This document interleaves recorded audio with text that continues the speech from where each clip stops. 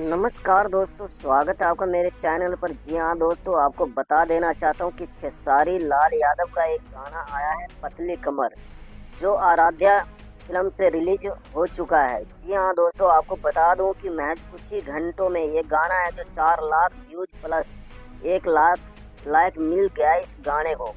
जी हाँ दोस्तों, क्या कमाल का ये गाना है। इस गाने में खेसारी लाल का दोस्तों सबसे अलग लुक लग रहा है। जी हाँ दोस्तों, ऐसा लुक खेसारी लाल यादव का आपने किसी भी गाने में नहीं देखा होगा।